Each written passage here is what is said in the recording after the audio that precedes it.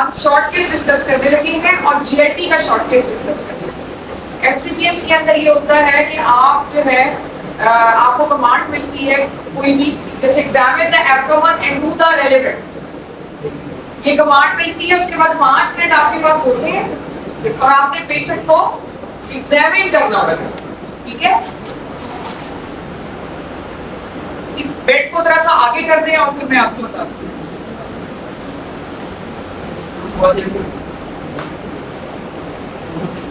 अब इसमें for example इस पेशेंट को क्या पॉजिटिव साइन क्या है इसका,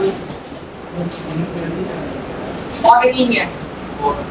चलिए पहले मैं आपको डिस्कस कर देती हूँ कि क्या करना है। अगर आपके पेशेंट को फॉर एग्जांपल स्प्लीनोमेगाली आप पिक कर लेते हैं, ठीक है ना, आपने उसका प्रॉपर एग्जामिनेशन किया और आपने स्प्लीनोमेगाली को पिक कर लिया। अब स्प्लीनोमेगाली से रिलेटेड हमने देखना है कि इसकी क्या क्या कॉजेज हो सकती है, क्योंकि हमने फाइनल ईयर की तरह सिर्फ स्प्लीनोमेगाली को पिक करना है, हमने उसका डायग्नोसिस बनाना है, उसका डीडी बनाना है, उसका डिफरेंशियल डायग्नोसिस कि स्प्लीनोमेगाली की क्या क्या वजूहात हो सकती है, और उसके बाद हमने रेलेवेंट एग्जामिनेशन बनाना है। तो एफसीपीएस में प्रॉब्लम ये होता है वो ये कि एग्जामिनेशन तो आप बिल्कुल ठीक कर लेते हो, लेकिन प्रॉब्लम वहां पड़ता है कि जब आप एक साइन पिक कर लेते हैं और साइन पिक करने के बाद आपको ये समझ नहीं आता कि रेलेवेंट एग्जामिनेशन में आप क्या करें। तो वो मैं डिस्कस करना चाह रही हूँ आपके साथ कि उसके साथ हमने क्या करना है स्प्लीनोमेगाली के रेलेवेंट एग्जामिनेशन के साथ, और उसकी एक स्कीम बना के रख लें ताकि जब भी आपको स्प्लीनोमेगाली का पेशेंट आए, आपने स्प्लीनोमेगाली पिक की, आपने वो चीजें देखी। अब आपके ख्याल में स्प्लीनोमेगाली जो होती है वो कौन कौन सी कंडीशंस में पॉजिटिव हो सकती है? One by one ji. Myelofibrosis haematological हम कैटेगराइज कर लेते हैं, बजाय इसके कि हम डिजीजेस को लें हम इसको कैटेगराइज कर लेते हैं कि स्प्लीनोमेगाली जो होती है वो हेमेटोलॉजिकल बी सिस्टम में जो है वो इलाज हो सकती है, और लाइक इन्फेक्शियस मोनोन्यूक्लियोसिस में, मलेरिया में, टीबी में, ब्रुसेलोसिस में। तो हमारे इन्फेक्शंस आ गए एक कैटेगरी, हमारी दूसरी कैटेगरी हेमेटोलॉजिकल आ गई। Anything else?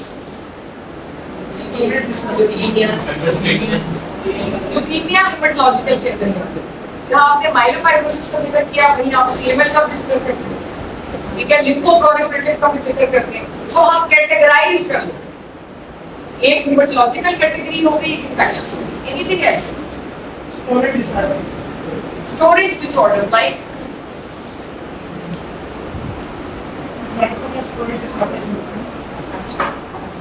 और इसके अलावा और किस कंडीशन में स्प्लीनोमेगाली बताओ ना। शाबाश।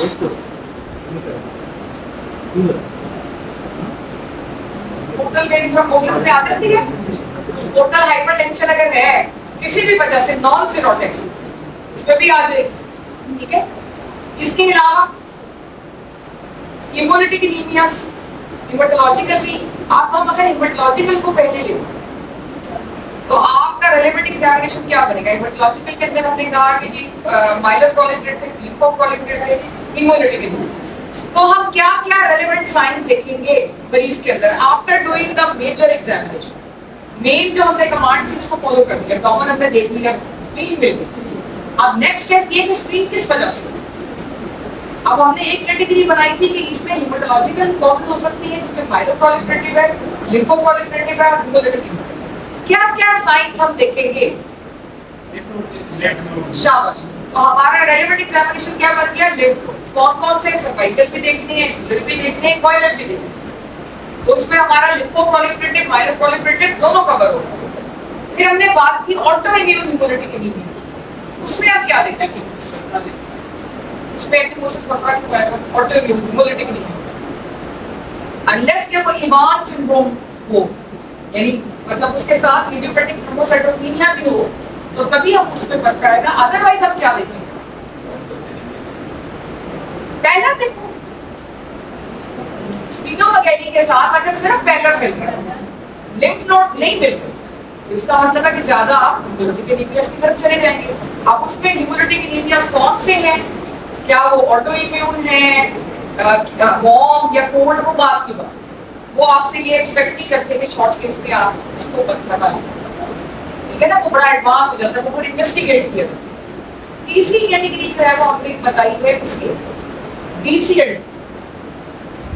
बाकी जो इन्फेक्टिव आपने बताई है और जो ग्लाइकोजन स्टोरेज डिसऑर्डर्स बताए हैं वो बड़ा डाउन द लिस्ट है, वो रेयर है। कितने देखे हैं हमने मरीज? एज ए PGR हमने कितने मरीज देखे हैं इन्फेक्शियस मोनोन्यूक्लियोसिस में? अस्पताल में नहीं देखे ना। टाइफाइड में भी स्प्लीनोमेगाली हो जाती है, कहाँ देखी है आपने? तो कॉमन चीजों को पहले आपने लिखा, और कॉमन चीजों के अंदर भी जो सिनिस्टर कॉज है यानी कि लिम्फोप्रोलिफरेटिव मैलिग्नेंसीज वो पहले रखनी है, फिर DCLD है, ठीक है। और उसके बाद क्या है? इन्फेक्शन है। DCLD में क्या देखेंगे? स्टिग्मेटास ऑफ लिवर डिजीज। हमने उसके अंदर देखते हैं पामर एरिथीमा, जुपिटरल कॉन्ट्रैक्शन और spider नीवाई, loss of excellent distribution of here in the case of males. यहाँ स्पाइडर नीवाई, गायनेकोमेसिया, ठीक है, और एक्सट्राया इज नॉट एसाइटिस वगैरह भी पोर्टल हाइपरटेंशन की चीजें हैं। वो भी आप जब मेन एब्डोमिनल एग्जामिनेशन कर लेंगे वो रेलेवेंट पे नहीं आएगा, तो एसाइटिस आप वही देंगे। जॉन्डिस, ठीक है, ठीक है। अब ये रेलेवेंट एग्जामिनेशन है स्प्लीनोमेगाली। अगर आपको इम्तिहान में आता है कि examine the abdomen and do the relevant और you pick up the spleen and nothing else, और आपको कुछ नहीं मिला, तो उसके बाद आपने जो है तरतीब से अपनी जो रेलेवेंट स्कीम बनाई है वो मुझे हाथ से स्टार्ट। क्या देखेंगे हम? एंड पैरेलल, ठीक है जी। फिर या टैटू मार्क्स या आईवी नीडल मार्क्स, सी वगैरह उसके साथ हो सकता है। फिर लॉस ऑफ एक्सीलेंट हेयर, ठीक है। फिर यहाँ चेस्ट पर loss of male distribution of hair and gynaecomastia, ठीक है। ऊपर चले जाएं, जॉन्डिस, एनीमिया, ठीक है। और in the end fitting oedema और टेस्टिकुलर एट्रोफी, वो भी तो देखेंगे ना। सो ये आपका सारा रेलेवेंट एग्जामिनेशन का इस चीज के लिए बच्चे जो है वो आखिरी दिनों में एग्जाम के जो है ना वो भाग रहे होते हैं कि हमें बताएं हमने कैसे शॉर्टलिस्ट। स्क्रीन अगर बहुत बड़ी हो बच्चे पिक कर लेते हैं, लेकिन जब स्क्रीन पिक कर लेते हैं उसके बाद उनको ये पता नहीं चलता कि उनको रेलेवेंट एग्जामिनेशन में क्या करना है। समझ आ रही है बात की? तो वो रेलेवेंट एग्जामिनेशन मैंने आज आपको बताया है स्प्लीनोमेगाली। अब कोई वॉलंटियर अगर है तो वो ये सारा कुछ लिख के जो मैंने रेलेवेंट एग्जामिनेशन बताया है स्प्लीनोमेगाली का, इसकी जो स्कीम मैंने बताई है रेलेवेंट एग्जामिनेशन की, वो आपके हैंड रिटन करके उसको ग्रुप में शेयर कर, और उस ग्रुप में जो भी पीजीज का या इश्यूज का ग्रुप है उसमें काइंडली मुझे भी शामिल करें। I want to be with you ताकि we can discuss all these things. Final year के ग्रुप में भी प्लीज, फाइनल ईयर के ग्रुप का कौन है तो हमारे बोर्ड का फाइनल ईयर, अगर आप हमारे बोर्ड के भी फाइनल ग्रुप में एक बना लेते हैं व्हाट्सएप ग्रुप तो नथिंग बैड है, आपको कुछ अच्छी बातें मिल जाएगी। कौन बनाएगा? हमारे साथ है yes. पूरी फाइनल ईयर का मैं आपके बोर्ड पर ही बोर्ड पर, मुझे नहीं पता कल आप हो सकता है ऊपर ही रहे, लेकिन इनकेस अगर आप हमारे साथ भी आ जाते हैं मेरे साथ तो उसमें कोई बुरी बात नहीं, ठीक है। तो ये आप कौन इसको रिवाइज करेगा